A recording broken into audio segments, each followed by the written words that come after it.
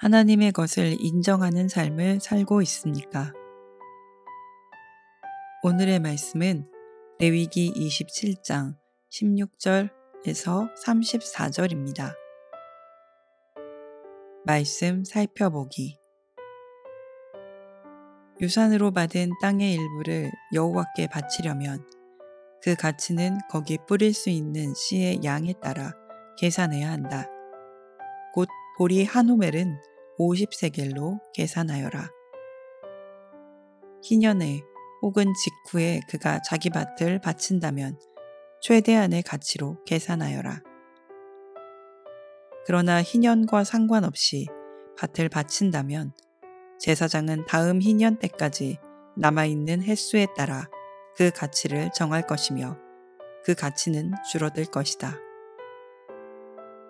밭을 바친 사람이 그것을 무르고 싶어 한다면 그는 그 밭의 가치에 5분의 1의 금액을 더해서 내야 한다. 그러면 그것은 다시 그의 것이 될 것이다. 그러나 그 밭을 무르지 않거나 다른 사람에게 팔아버렸다면 그것은 더 이상 무를 수 없다. 그러나 희년이 돼 그 밭이 풀리면 여호와께 바친 것이 돼 거룩해질 것이다. 그 밭은 제사장들이 소유하게 될 것이다. 누구든지 물려받은 것이 아닌 구입한 밭을 여호와께 바치려면 제사장은 희년 때까지의 그 가치를 계산할 것이며 그 사람은 그날에 여호와께 바쳐진 것으로서의 가치를 지불해야 한다. 희년이 되면 그 밭은 그것을 산 사람으로부터 상속을 통해 원소유자에게 돌아갈 것이다. 모든 가치는 성소의 세겔에 따라 정해질 것이다. 20게라는 은 1세겔로 한다. 첫 소산은 여호와의 소유이기 때문에 그 누구도 소나 양이나 짐승의 첫 새끼를 바칠 수 없다. 그것은 이미 여호와의 소유다. 그것이 부정한 것이라면 정해진 가치를 따져서 거기에다 5분의 1을 더해 물릴 것이며 물리지 않으려면 정해진 가격에 팔아라.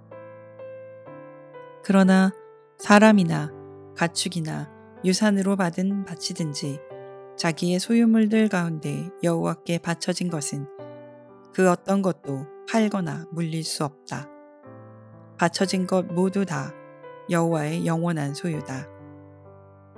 진멸의 대상으로 하나님께 완전히 바쳐진 사람은 물릴 수 없다. 그는 죽어야 한다. 곡식이든 열매든지 간에 그 땅에서 난 것의 모든 열 가운데 하나는 여호와의 것이며 그것은 여호와의 소유다. 자기가 드린 열의 하나를 물리고자 한다면 그는 거기에다 5분의 1의 가치를 더해야 한다. 소와 양의 모든 열 가운데 하나, 곧 목자의 막대기 아래로 지나가는 모든 10번째 가축은 여호와의 소유다. 그가 좋은 것 대신에 나쁜 것을 고르거나 다른 것으로 바꾸어서는 안 된다.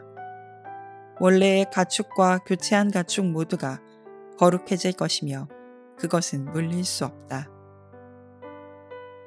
이상은 여호와께서 시내산에서 이스라엘 백성들을 위해 모세에게 주신 명령들입니다. 오늘의 팁. 여호와께 바쳐진 것, 진멸의 대상. 두 단어의 히브리어 원어는 헤렘으로 동일합니다. 헤렘이 여호와께 바쳐진 것으로 사용될 때는 하나님께 완전히 드려진 것으로 되돌릴 수 없는 헌신을 뜻합니다. 이는 사람, 물건, 땅 등이 해당될 수 있으며 오늘 말씀에서처럼 속량하거나 바꾸는 것이 허용되지 않습니다. 또 진멸의 대상으로 사용될 때는 하나님께 가증하거나 우상 숭배와 관련된 것들로 철저히 파괴되어야 할 것으로 간주됩니다. 이는 도덕적, 영적 오염을 막기 위한 조치로 가나안 족속이나 우상들이 대표적인 예입니다. 말씀 이해하기.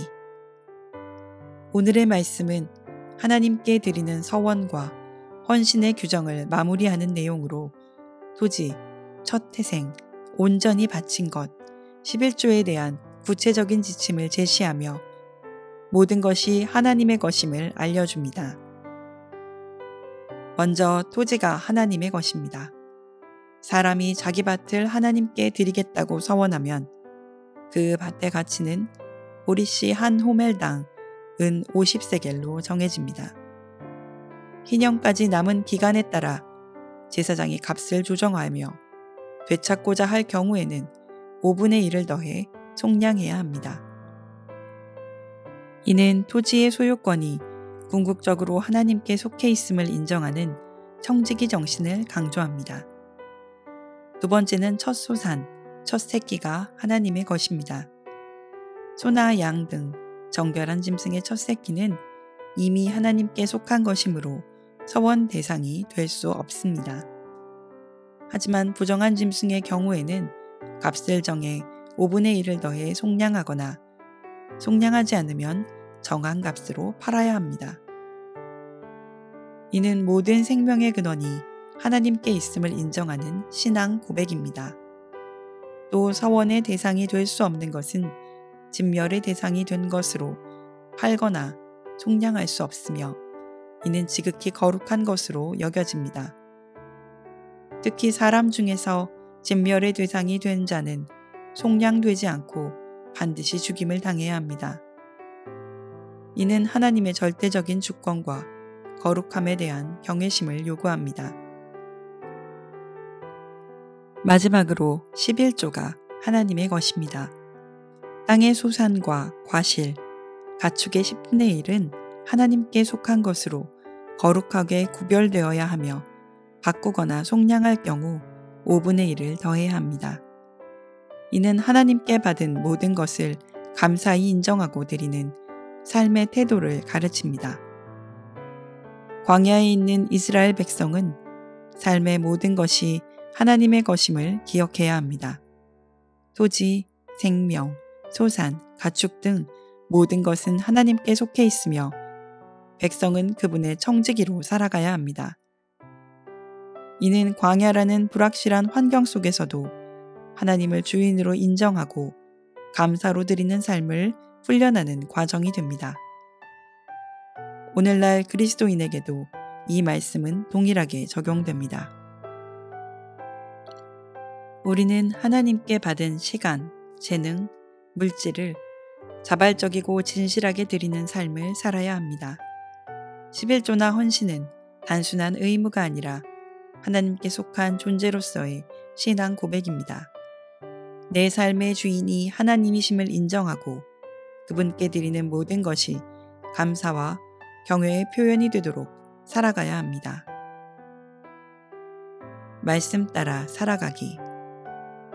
내 삶의 주인이 하나님이심을 날마다 인정하며 시간과 재능, 물질을 감사와 경외의 마음으로 자발적으로 드리며 살아가고 있습니까? 말씀대로 기도하기. 믿음의 가정이 함께 하나님의 주권을 인정하고 그분의 청지기로서 주어진 자원과 시간을 하나님께 헌신할 수 있도록 함께 기도합시다.